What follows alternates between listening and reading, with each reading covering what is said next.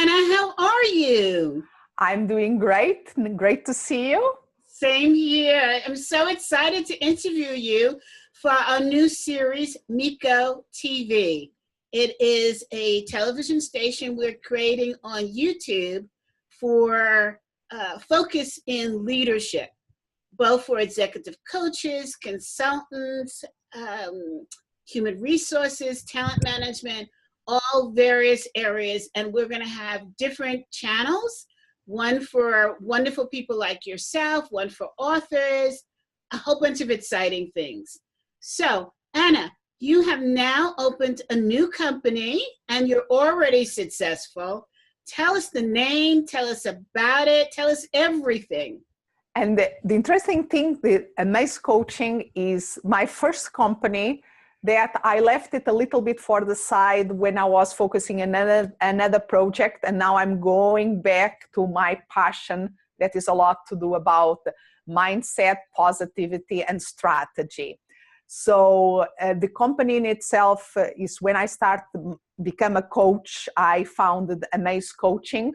And then I went in other venues. And another company that I found was the More Clients, More Fun, that has a lot of focus on LinkedIn. And now I'm backing the work that I love to do, that is to do with helping people shift that mindsets. Great. So I know that's how I met you, was through More Clients, More Fun. And you've helped us to really take a foothold in LinkedIn, helping us getting really focused on marketing the conference that we have for leaders and stakeholders called the Miko Conference, and which is going to take place this year. It takes place every year. This year it's May 21st to May 23rd in Estes Park in Colorado at the Stanley Hotel. And so you helped us really focus on our LinkedIn communication, and which really made a big difference and people understanding that the conference was for these various talent management groups to come together and look at the future and decide what they were going to need to solve issues of the future. Now, with your new platform, what is your offering? Tell us about it. And it's still a lot about my target market, the people that I love to work with. One of the main groups is coaches and consultants. And I'm helping them in the business development. LinkedIn is just one of the tools. I used to tell my clients when I was working one-on-one, yes, I'm an expert on LinkedIn, but that is just one tool in my toolbox. Because for one area of expertise. Yes, and because in the online world, I really can help a coach and consultant to develop a business development in the online world. That is my area of expertise. And if they are an executive, a leadership coach, a small business coach, their target market is on LinkedIn, and LinkedIn is an amazing platform to generate leads. If I was working with a nutrition coach or a health coach, possibly Facebook will be a better platform for them. That's interesting. So it's where your people that you want to attract are more active, is really the place to be. So it's really, and you will have different strategies to interact and to engage them. And even with online marketing is a very powerful tool.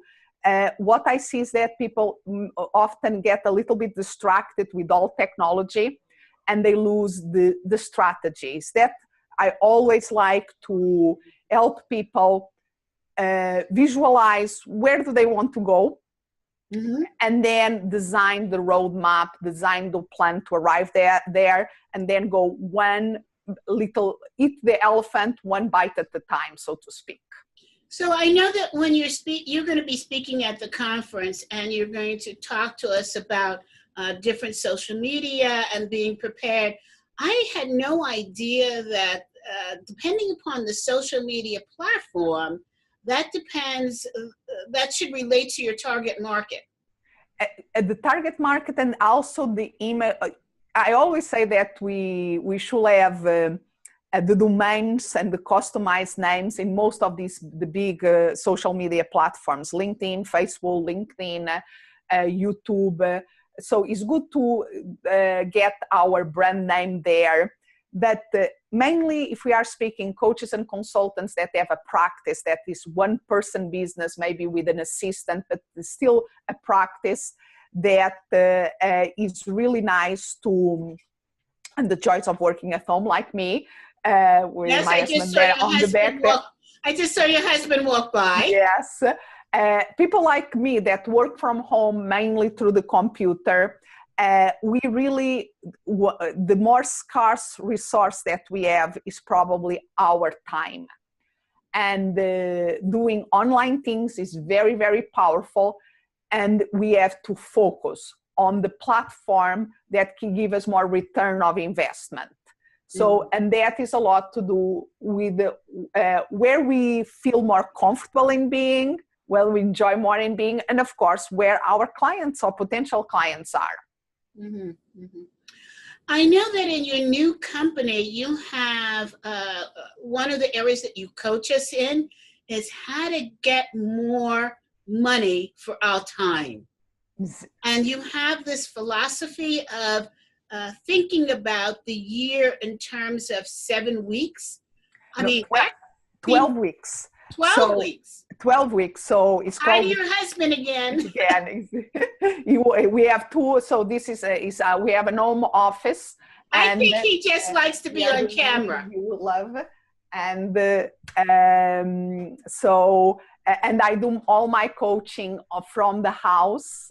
Most of them, I still have a couple of clients in person, but most of my coaching, I do it online through Zoom. That is the technology that we are using here to record this. And we have, my husband works in real estate. He has a real estate company and he has his office there. I have my office here. I have my assistant working over there. So it's one of the great things of working at home. Yes, yes. But going back to your question about the 12-week year, is again changing sometimes our mindset of how we see things can make a huge difference. Because what happens a lot, and again, in a big company is different, and many coaches and consultants, mainly the ones of the ACEC, the Association of Corporate Executive Coaches, they have a background in corporations, and they were used to a structure that, yes, they do an annual plan, and then they divide the plan by quarters, and even they have monthly plans, and sometimes they really, all the meetings to keep on track in a weekly basis. Then they go to set their own business, become their own bosses, and often they bring still the annualized plan, and they bring the annual plan in. They break it down in quarters, but then most of them don't have the structures in place to keep on track.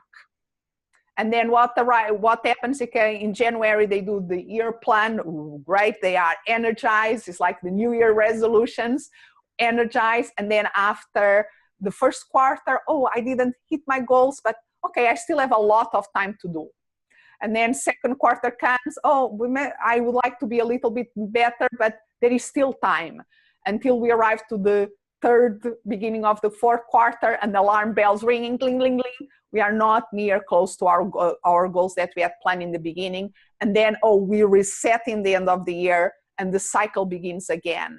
So if we, in some way, there is that magic of the deadline of the end of the year that make us, many solopreneurs, really get ourselves together and do stuff and make things happen.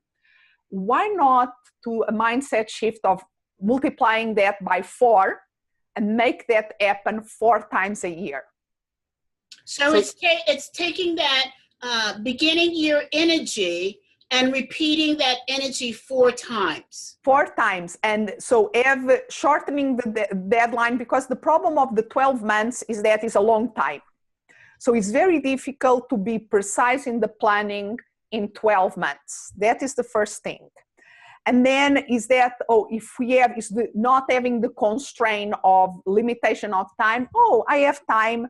We also relax a little bit, sometimes too much. And it's not that we relax too much, because I think most coaches and consultants with their own business are really hard working people. They are really putting hours there. But if there is not a structure of the implementation day to day, we can be busy with the wrong things. So thinking of the year, that is the mindset shift. Instead of 12 months, 12 weeks, then every week becomes a month, and every day from Monday to Friday becomes a week. So if we take one work day as a week, we have to do what we propose usually in a week. We only can do that if we are extremely focused and if we have a precise plan. And in some way is what you do a lot. I see I know you now maybe for 1.5 years. And when you set your mind in something, you make it happen because you focus all your energy there. Yeah. And you also know that not everybody can make that. So what in my work with people with the 12-week year, I create the conditions for creating that focus. So we have a long-term vision where we want to go to our vision, and then we say what is the goals for the next 12 weeks. And this allows us to plan in a more specific way and make it happen. And even sometimes people, I'm in LinkedIn, because in LinkedIn works if we focus in a very specific target market. And people can serve other people besides that very narrow target market. And if we are thinking in 1 year, I don't want just to be known for that. But when we shift that to 12 weeks, so in the next 12 weeks, what is the market that you are going to be focusing there and start conversation with?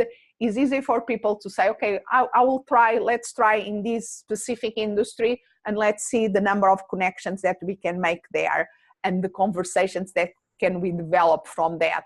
So becomes is like that famous image of the elephant. How do you eat an elephant?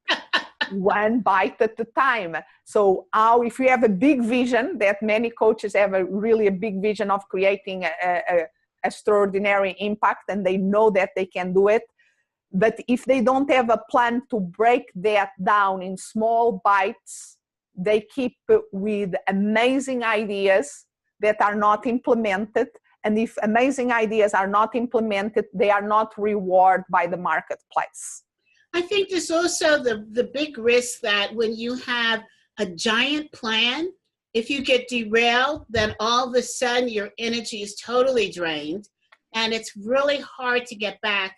I know when I started in business, my mentor said to me, be sure to celebrate those small wins, because the small wins equal a huge win. And you want to make sure that you're always reaching towards that huge win, right? And so what I see often with people is that they are derailed because they lose, instead of looking at the loss as a learning opportunity to make you stronger and to keep going.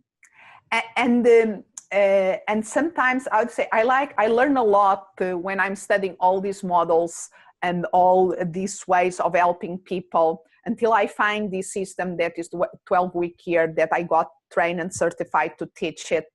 I learn a lot about peak performance on this to help people. And one of the, I think, things that we can think, if we think about peak performance, is also very popular concept in sports. And if you think about, for instance, the Olympians, people that want to go to the Olympic Games, they have a 4-year goal, because Olympics is every 4 years. Right. So that, in terms of their training plan to be in peak performance in 4 years, is extremely interesting how they do it. And if we think about our business in that terms, not 1 year goal, but okay, what is the big vision? Where we want to be in 4 years? What we want to be celebrating?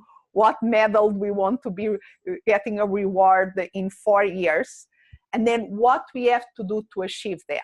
And what we see in the peak performance in the sports is that you have to have a training plan. You have to have events to keep you, to test you and to evaluate and to keep you in that competitive spirit.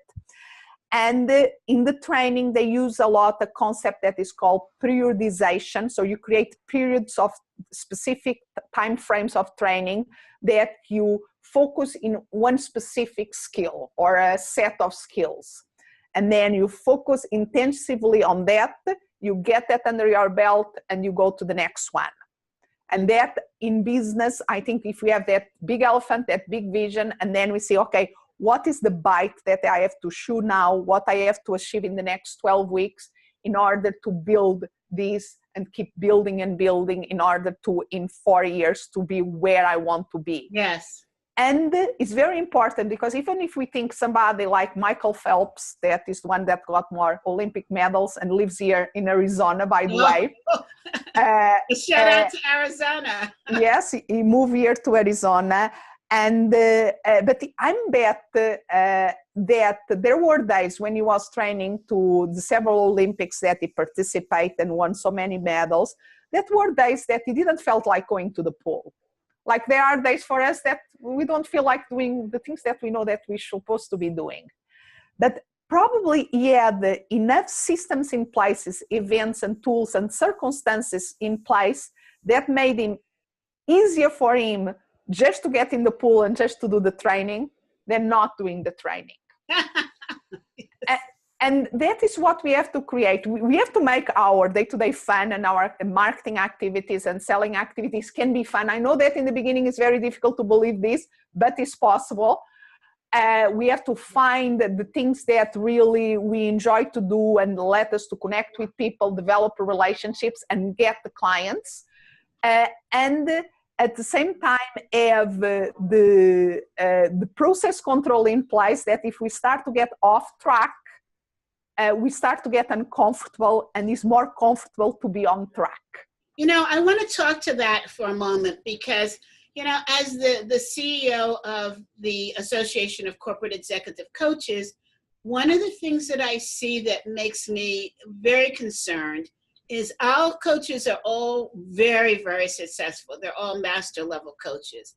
But the danger that I see is complacency. And so it can become a huge derailer. There is a fear of failure that is very subtle that happens when you're successful. And people think that that fear only exists when you're not successful. But the fear is change.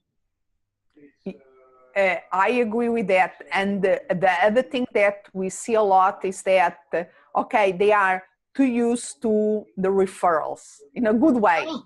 The business comes not from in referrals. A good way. Not in a good way. Yeah, no, it's a reward of work well done when you have a lot of experience in the market. You have that the phone is ringing, and almost the marketing that you have to do is answer the phone quickly, and it's what we call inbound leads. They are coming by referral. They are warm leads. It's much easier to close. It's wonderful to be in that space, and it's the dream of many coaches and consultants. And at the same time, we have to realize that if we're not keeping doing certain things, that phone can stop ringing. Referrals can stop coming. I always remember the case study of the big guy being IBM and the nobody being Apple. And look what happened. Yeah. IBM became so enthralled with itself, nobody could touch them. Yeah. And the little guy came in and said, let's go to the garage and create something. And now it's like that was in totally slow motion to the world today, because that process of disruption is being accelerating to a rhythm that is mind blowing. It's really really true. And coaches, I think, and I agree that some people, we can get too comfortable and don't realize that we need to keep innovating and keeping at the edge. And one of the things, so to say, being aware of the small crises, of the small things that can be like the the canary in the mine kind of things. Because when we start to see our referral sources retiring in corporation, yes, that should be not a canary, but a big alarm ringing. Because, and that is one of, I have clients that come to me exactly with that. They see, I'm very good in what I do. I have a great reputation in the target market. I used to just listen to the phone ringing. I want to keep working because I love the work we do. But the people that were sending me the referrals are not there anymore. And these are the coaches, the master level coaches, who said to me when I started ACEC 6 years ago, I don't need to know how to turn on a computer. I don't need to know Facebook. I don't need to know LinkedIn. What is Twitter? That's for my children. I'll be retired by then. And look what has happened. Yeah, because, and many of them, they absolutely, or many of them, they absolutely love what they are doing. Yes. And they know how they say that their contribution, what they can help a company, and in terms of the leadership, in terms of the development, is really impactful. And they're amazing. They're amazing coaches. And they want to keep going. Yes. And to keep going, they have to adapt to this new reality with this new reality that technology is one of the things that is coming with a lot of strength, and that doesn't take the years of experience that they have, but for that to shine and to have an impact and to be used, they have to know how to use the technology that we have today too.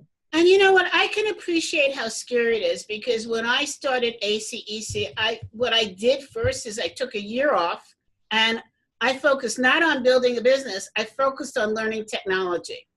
I learned how to build a website. I learned what Twitter was. But I'll tell you what, as fast as I've learned, as much as I've learned, the other day when I had a conversation with you about podcasts, I said, oh my God, I'm not paying attention. How did I miss that podcasts have taken over, just the digital space? What is wrong with me? I was so embarrassed. And again, it's like there are things that we don't know. And I think that is one of the problems of, we are experts in our area of expertise, and almost like we cannot admit that we don't know something. Absolutely. Absolutely. And I'll tell you what, if it hadn't been for the fact that we, on occasion, what happens with the association, it's for master level coaches. But about every 4 years, we let in 1 or 2 people that are not master level to groom them personally. And this year, we let in a millennial. And if it wasn't for her talking to me, and then all of a sudden it started to hit me, I'm missing something. And that led to the dialogue with you and the information about podcasts. And now we're going to have a YouTube channel. Yes.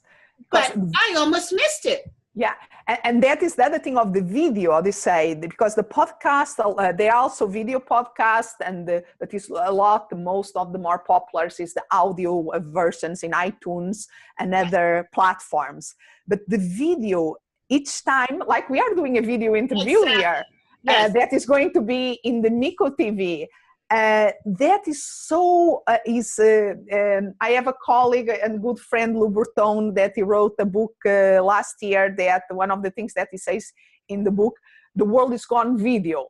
And, and it's totally, how do you say, nowadays, YouTube is one of the places that people search for things, that people find things. In LinkedIn, you can put videos to communicate with people.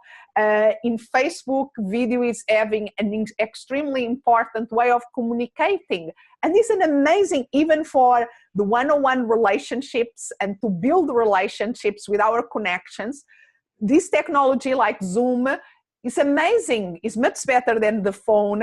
Yes, having a coffee in person is even better. But if by geographical distance we cannot do that, the Zoom is wonderful. And I'll tell you what, for introverts, it is nirvana. Yeah. And And also for our time use, because instead of driving half an hour, 1 hour, we just go in 1 minute, we are in one call, and then we can be in the other minute on another call. Yes. Because another thing that I see with coaches and consultants with loads of experience, in the corporation world, mainly the ones that work at team levels and organization levels, they love what they do. And at the same time, they don't want to be road warriors anymore. They are tired of traveling or being always in a plane. The jet lag starting to be a little bit more difficult to get over it. They need more time to recover, and they want to keep making a difference, but also enjoying their family, their grandkids in many occasions that they have, enjoying life in a different way while keeping active and doing the things that they are so good about doing. Yeah. And technology can be the way that makes it possible. Absolutely. So Anna, give us a couple of more tips from your new company on how we can condense our concern about liability in terms of, do we have enough time, how we're managing our time, how we can expand and still have time to breathe. And that, I think, is one of the fascinating things about is the time. And time use is one of the core of the system. If we are not in control of our time, and if we are not aware of what we say yes to and no to, we really don't have time to do the things that matter most to achieve our goals. And at the same time is another mindset shift, the importance of mindset. We have the tendency to see time almost like from a Isaac Newton perspective of the universe. Okay, if the gravity, we have, okay, time is limited. We have only this amount of time. We have to manage the time. And we can learn a lot about managing the 24 hours of our day and the resting time and all of that. And at the same time, if we go from Newton to Einstein, and if we think the time as a much more open concept, fluid, much more fluid, then we start to open our minds to amazing possibilities that maybe we can create time. And maybe the time, because we know about the subject time that can go very fast, can go very slow. And if we start to imagine the possibilities of seeing time from a totally different perspective, then we start to understand more what we see peak performance people do. That is, when they are in something, they are totally focused in the zone of it. And they do a lot in that short amount of time. Then they also take time to rest and recover and enjoying other things. And then that they are extremely intentional. So in our peak performance, we have to be extremely intentional in the use of our time. And also rest, recover, to then be, again, extremely intentional in what we do. And that way, we really can achieve more with less time. Interesting. Well, Anna, this has been amazing. I know that I want to come back to you and talk to you because you made a comment the other day when we were on Zoom, and you said, we were talking about meeting again, and you said, no, I can't do it that week because I'm committed to business development. Now, I want to know more about this commitment to business development. What is it you do? How do you do it? Because you've done it very successfully multiple times.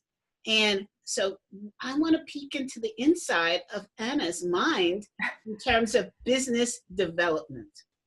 One of the, I divide my goals in the 12 weeks. I try to walk my talk. So I plan things in the 12 weeks. And I like to have an income goal, because the income goal it's not, how do you say, for me, money is a means to an end, but I love the objectivity of a number. And if I say my business is going to produce this income at the end of these 12 weeks, I achieve it or not achieve it, I'm close. It's very measurable.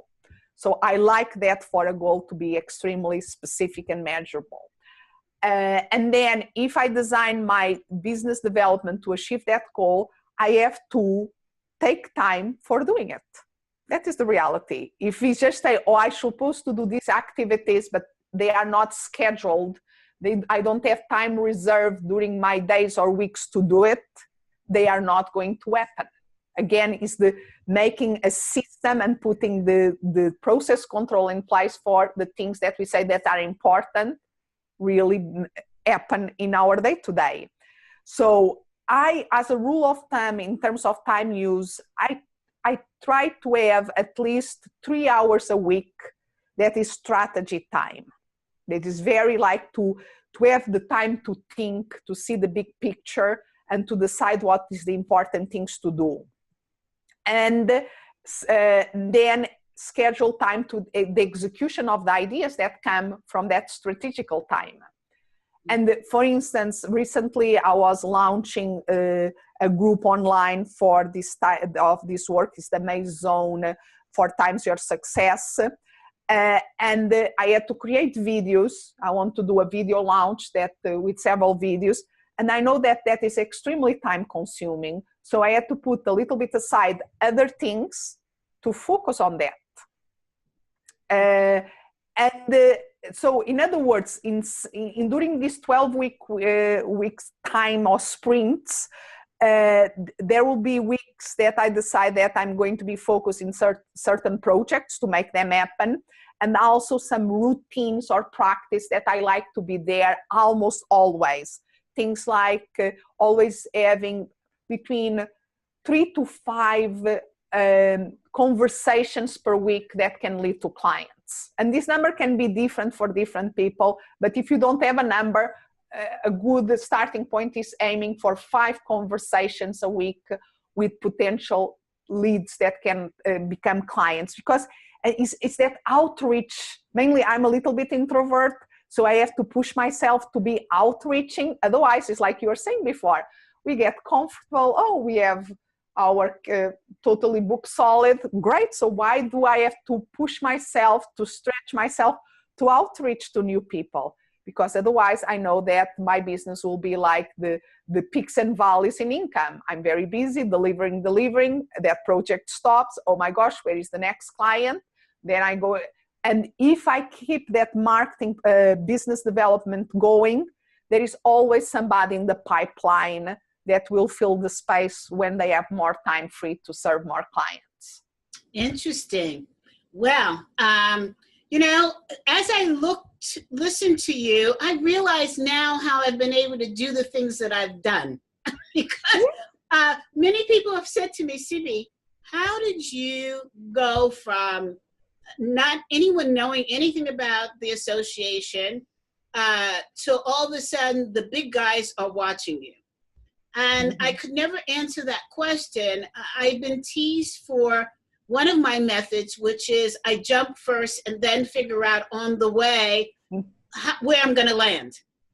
And I realize now that I'm very protective of my mornings. Like, people are not supposed to call me before 12 noon. And I got teased for it. And I'm usually not up. But the reality is I'm up at 6 o'clock in the morning. It's just that's my processing time. It's my problem solving time. And at noon, I hit the ground, and that's my action time. Yes. And I never thought about it in the way that you're expressing it. Yeah. Because most people are in the panic mode on doing without the strategy. And then is the thing of being very busy, working a lot, but not seeing the results of their work, and can be very frustrating and really drains their energy. If is almost like even a fire crew, when they go to a fire, they have to do some strategy. They have the methods, they know that and they have to follow that, because otherwise they are not so effective. But I think many coaches and consultants, everything is a fire and they don't have a strategy effective strategy to stop that fire and to prevent other fires to come up all the time. Sure, sure. Well, Anna, speaking of fires, we have another meeting. Yes. So this has been amazing. I would love permission to come back and continue the conversation with you. And I know that anyone listening to this is going to get a lot out of it. So thank you so much for being our interviewee for Miko TV. Pleasure. Bye now.